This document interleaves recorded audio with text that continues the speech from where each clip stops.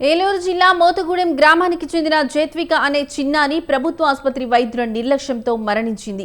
జ్వరం, వాంతులతో శనివారం చిన్నారి ఆసుపత్రిలో చేరగా 28 గంటలు గడిచినా వైద్యం అందించకుండా నిర్లక్ష్యంగా వ్యవహరించారు వైద్యులు.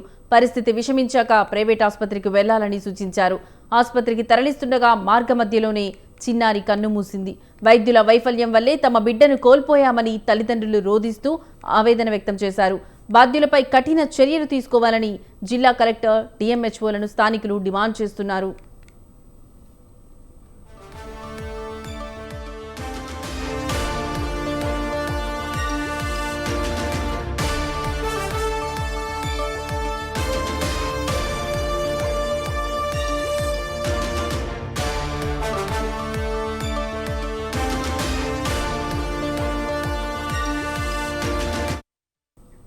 ఏలూరు జిల్లా మోతుగూడెం గ్రామానికి చెందిన జేత్విక అనే చిన్నారి ప్రభుత్వ ఆసుపత్రి వైద్యుల నిర్లక్ష్యంతో మరణించింది. ఇక ఇదే అంశానికి సంబంధించిన మరింత సమాచారం మా కరెస్పాండెంట్ సంజయ్ ఫోన్ ద్వారా అందిస్తారు.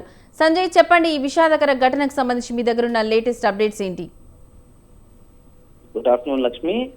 ఏజెన్సీ ప్రాంతంలో వైద్యం అందక ఎంతో మంది ఏజెన్సీ ప్రజలు అల్లాడిపోతూ ఉంటారు. ఇదే విధంగా వర్షాకాలం వచ్చిందంటే చాలు ఏజెన్సీ ప్రాంతంలో ఫుడ్ పాయిజన్లు ఎక్కువ అవుతా ఉంటాయి. అదే మన కలరా ఒకటి, జ్వరాలు ఒకటి, ఇవన్నీ అంటే దోమలు అధికంగా ఉండటం, దీంతో అక్కడ అనేక రోగాలు వాళ్ళకి అంటుతూ ఉంటాయి.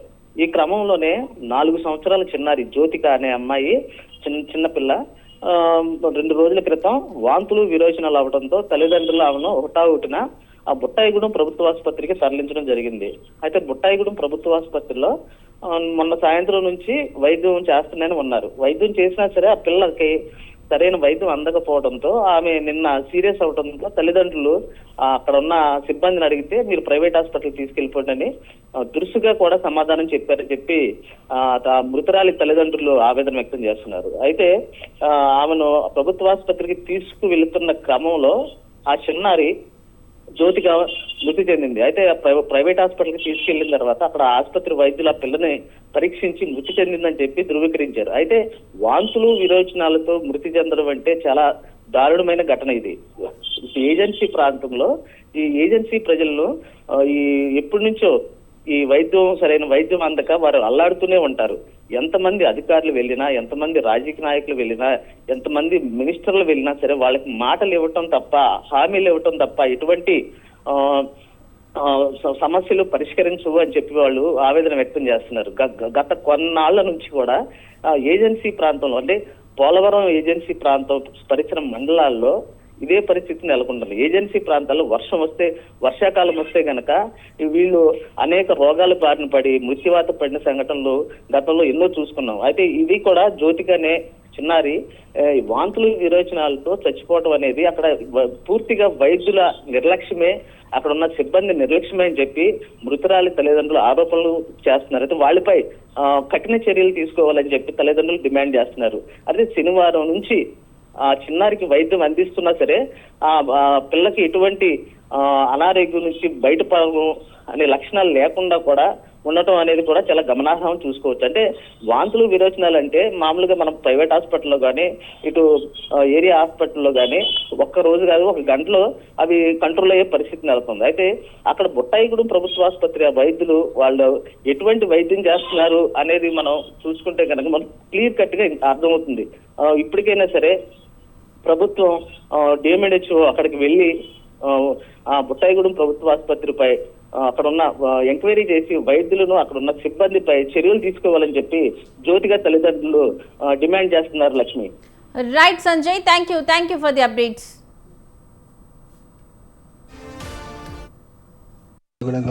బుట్టాయిగూడెం గవర్నమెంట్ హాస్పిటల్లో అడ్మిట్ అయ్యాము. శ్రీరిత్వకి కండిషన్ చెప్పాము, విరేచనాలు, జ్వరం ఉందని. అయితే అక్కడ సిబ్బంది కానీ ఎవరు పట్టించుకోలేదు. ఒక సిరప్ ఇచ్చి అది వాడమని చెప్పారు, అంతే. అయితే తెల్లారితే ఆదివారం పొద్దున ఎవరు కానీ పట్టించుకోలేదు పాపని.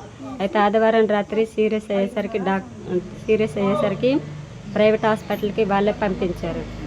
సీరియస్ అయిందని వెళ్ళాము. వెళ్తే ఆ టైంకి ఎవరు కానీ పట్టించుకోలేదు. వెళ్ళి చెప్పేసరికి ఎందుకు మమ్మల్ని డిస్టర్బెన్స్ చేస్తారని నిర్లక్ష్యం చేశారు. సీరియస్ అయ్యేసరికి వాళ్ళే హాస్పిటల్కి అంబులెన్స్ మాట్లాడి ప్రైవేట్ హాస్పిటల్కి వెళ్ళమని ఫోన్ చేశారు అంబులెన్స్కి. అక్కడ ఉన్న స్టాఫ్ నర్సులు నిర్లక్ష్యం వల్లే మా పాప ఇలాగా అవడం కారణం. కనీసంగా పేషెంట్ల మీదనే వాళ్ళు డబ్బులు ఆడుతుంటే ఇంకా మా వాళ్ళు ఏమి మాట్లాడతారు? అసలే తెలియని వాళ్ళు, మా వాళ్ళు తెలియని వాళ్ళని ఇలాగా బెదిరిస్తుంటే వాళ్ళతో ఇంకేం మాట్లాడతారు? తెలియని వాళ్ళని తెలియనట్టుగా చూస్తున్నారండి అక్కడ హాస్పిటల్లో. గట్టిగా మాట్లాడేవాడికి ఒకలాగా ఉంది, మాట్లాడతా రానివాడికి వేరేలాగా అక్కడ చూడడానికి ట్రీట్మెంట్ చేయడం కూడా జరుగుతుంది. మరి అందరు సమానంగా గవర్నమెంట్ హాస్పిటల్ అనేది అందరికి సమానంగా చూస్తారని మనది కాబట్టి గవర్నమెంట్ హాస్పిటల్ మనది కాబట్టి అని మనం పంపితే ఇలా చేశారు. ఆ నర్సుల యొక్క నెగ్లెక్ట్ వల్లే మా పాప చనిపోవడం జరిగింది. ఇలాంటి పరిస్థితి మళ్ళీ జరగబోయే రోజులు ఎవరు కూడా రాకూడదు అనేసి నేను కోరుకుంటున్నాను.